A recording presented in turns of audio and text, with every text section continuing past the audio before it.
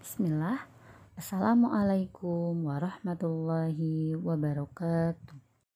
Teman-teman, bagaimana kabarnya hari ini? Semoga teman-teman masih tetap dalam keadaan sehat ya, dan semoga masih tetap semangat untuk melaksanakan PJJ pada hari ini. Hari ini insya Allah kita akan belajar tema 1 subtema 3 tentang pengamalan sila pertama sampai kelima di sekolah. Tujuan pembelajaran kita pada hari ini diharapkan setelah teman-teman menyimak video materi yang Ibu sampaikan, teman-teman bisa menunjukkan contoh pengamalan sila pertama sampai kelima di sekolah dengan benar. Baik teman-teman, masih ingatkah teman-teman lambang negara kita? Benar, lambang negara kita adalah Garuda Pancasila. Nah, seperti ini gambar Garuda Pancasila sebagai lambang negara Indonesia.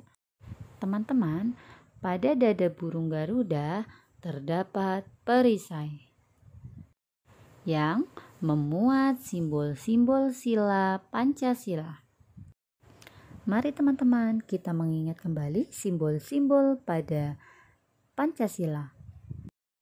Sila pertama simbolnya adalah bintang. Sila kedua simbolnya adalah rantai.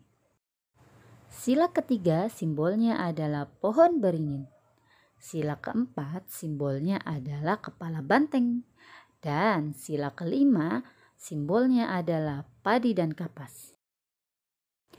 Baik teman-teman, ayo sekarang kita baca teks Pancasila bersama-sama. Pancasila. 1. Ketuhanan yang Maha Esa. 2. Kemanusiaan yang adil dan beradab. 3. Persatuan Indonesia. 4. Kerakyatan yang dipimpin oleh hikmat kebijaksanaan dalam permusyawaratan perwakilan. 5. Keadilan sosial bagi seluruh rakyat Indonesia. Baik, kita lanjutkan teman-teman ya. Nah, sekarang silakan teman-teman amati, perhatikan gambar tersebut. Apa yang sedang dilakukan oleh teman-teman di kelas? Benar, teman-teman di kelas itu sedang mengangkat tangan untuk berdoa bersama sebelum belajar di kelas. Baik, teman-teman perhatikan lagi gambarnya. Apakah mereka saat sedang berdoa ada yang berbicara? Atau ada yang bergurau? Apalagi mengganggu temannya. Ada tidak teman-teman? Benar sekali. Mereka saat sedang berdoa tidak ada yang berbicara, bergurau, apalagi mengganggu temannya. Ya, mereka berdoa dengan baik ya. Dan saling menghormati temannya yang sedang berdoa. Nah, teman-teman, berdoa bersama sebelum belajar di kelas merupakan contoh pengamalan sila pertama Pancasila di sekolah. Lalu, masih adakah contoh lain yang sesuai dengan pengamalan sila pertama? Benar, masih ada teman-teman ya. Nah, selain berdoa bersama sebelum belajar di kelas, contoh pengamalan sila pertama Pancasila di sekolah yang lain yaitu mempersilakan teman yang akan beribadah. Ya, kita persilakan teman kita yang akan beribadah. Misalkan teman kita ingin sholat ataupun ingin murojaah, kita persilakan dan kita tidak boleh mengganggunya. Contoh lainnya yaitu berdoa bersama sebelum pulang sekolah. Baik teman-teman, pada contoh gambar teman-teman yang sedang berdoa bersama di kelas, menurut teman-teman apakah ada contoh pengamalan sila selain sila pertama teman-teman? Benar teman-teman, ada ya, yaitu menghormati teman kita yang sedang berdoa. Itu merupakan pengamalan sila kedua di sekolah, teman-teman ya. Baik, selain itu, contoh lain pengamalan sila kedua Pancasila di sekolah diantaranya menggunakan bahasa yang santun saat berbicara dengan guru. Teman-teman, berbicara dengan santun tidak boleh kalau kita lakukan hanya kepada guru saja ya. Namun, berbicara dengan santun harus kita terapkan juga kepada orang lain ya, terutama pada saat di sekolah, yaitu dengan warga sekolah lainnya, misalkan dengan teman ya, kemudian dengan petugas perpustakaan, petugas TU. Kita tetap harus berbicara dengan santun karena termasuk pengamalan sila kedua Pancasila ya teman-teman ya. Baik, selain itu, contoh pengamalan sila kedua di sekolah adalah menolong teman yang mengalami kesulitan. Nah, teman-teman, jika kalian nanti di sekolah bertemu dengan teman yang sedang mengalami kesulitan, maka kita bantu teman kita. Ya, teman-teman ya. Baik, seperti itu teman-teman ya. Contoh pengamalan sila kedua Pancasila di sekolah. Sekarang, teman-teman perhatikan lagi. Pada gambar ada 3 anak. Ya, kemudian yang di tengah sepertinya sedang memisahkan ya. Ini sepertinya terjadi perselisihan ya atau pertengkaran kecil ya antara, misalkan ibu beri sebut saja antara A dan B. Kemudian yang C yang di tengah itu memisahkan. Nah, teman-teman, jika sampai terjadi pertengkaran kecil dengan teman, maka kita harus saling memaafkan. Ya, teman-teman ya. Kenapa? Karena saling memaafkan itu menjaga persatuan dan kesatuan. Tentunya, insya Allah teman-teman masih ingat ya, bunyi sila ketiga Pancasila adalah Persatuan Indonesia. Nah, jadi teman-teman, contoh yang tadi Ibu sebutkan yaitu saling memaafkan antara teman jika terjadi pertengkaran, itu merupakan contoh dari pengamalan sila ketiga Pancasila. Kemudian contoh lainnya yaitu bermain dengan teman dari berbagai suku bangsa. Ya, jadi kita itu harus memiliki sikap bersatu tanpa saling membeda-bedakan satu sama lain ya. Walaupun berbeda suku, kita harus tetap bermain dengan teman kita. Karena itu merupakan pengamalan sila ketiga Pancasila di sekolah ya teman-teman ya. Baik teman-teman, sikap bersatu yang harus kita miliki tidak hanya untuk Baik teman-teman, selanjutnya adalah pengamalan sila keempat Pancasila di sekolah. Insya Allah teman-teman masih ingat ya, sila keempat ini mengajarkan kita untuk menyelesaikan masalah dengan bermusyawarah teman-teman.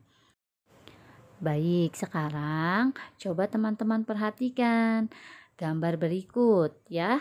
Bisa terlihat oleh teman-teman ya, di situ ada 3 siswa sepertinya sedang diskusi ya berkaitan dengan pembagian tugas acara camping di sekolah.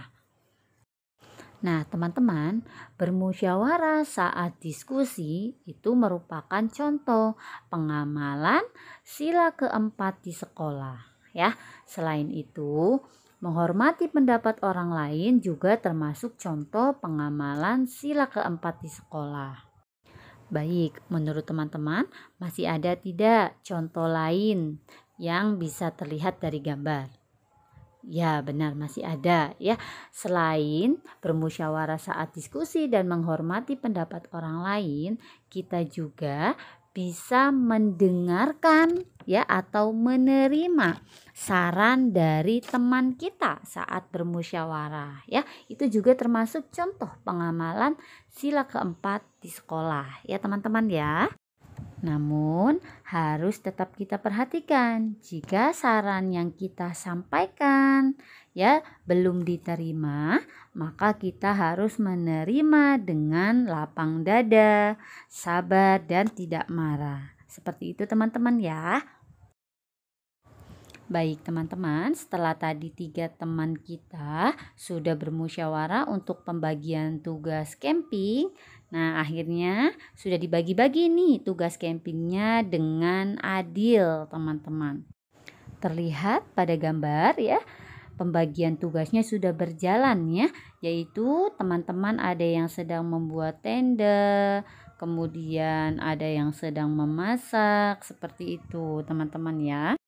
Baik teman-teman, jadi pembagian tugas secara adil itu merupakan contoh pengamalan sila kelima Pancasila di sekolah ya teman-teman ya. Kemudian contoh lain pengamalan sila kelima Pancasila di sekolah yaitu melaksanakan hak dan kewajiban di sekolah dengan baik. Insya Allah teman-teman masih ingat ya. Nah, apa itu hak? Hak itu apa yang akan kita peroleh, ya. Kemudian kewajiban itu apa yang harus kita lakukan, ya. Nah, teman-teman harus ingat bahwa untuk mendapatkan hak atau untuk memperoleh hak, kita harus melaksanakan kewajiban terlebih dahulu. Seperti itu teman-teman ya. Nah, sekarang coba teman-teman perhatikan. Pada gambar ada siswa yang sedang membuang sampah ya di tong sampah. Nah, apa yang siswa lakukan berikut ini merupakan contoh kewajiban ya. Kewajiban siswa yaitu membuang sampah pada tong sampah. Nah, setelah melakukan kewajibannya ya, membuang sampah pada tong sampah, siswa tersebut akan mendapatkan haknya yaitu memperoleh lingkungan sekolah yang bersih ya. Seperti itu teman-teman ya. Jadi kita lakukan kewajiban kita, maka kita akan mendapatkan hak kita. Selanjutnya teman-teman, apakah masih ada contoh lain yang berkaitan dengan pengamalan sila kelima Pancasila di sekolah? Benar, masih ada teman-teman ya. Nah, contohnya bisa terlihat oleh teman-teman pada gambar ada teman-teman kita yang sedang melaksanakan piket kelas. Baik teman-teman, pembagian tugas piket kelas yang dibagi secara adil itu merupakan contoh pengamalan sila kelima Pancasila. Seperti itu teman-teman ya. Nah, sekarang Ibu tanya, teman-teman, kenapa ya piket kelas itu harus dikerjakan atau dilaksanakan bersama-sama?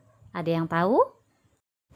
Benar, Masya Allah, Barakallahu Fik. Jadi, dengan kita melaksanakan piket bersama-sama di sekolah, maka piketnya ya akan cepat selesai, kemudian lebih ringan. Selain itu, kita juga ya memupuk kekompakan kerjasama dengan teman kita di sekolah.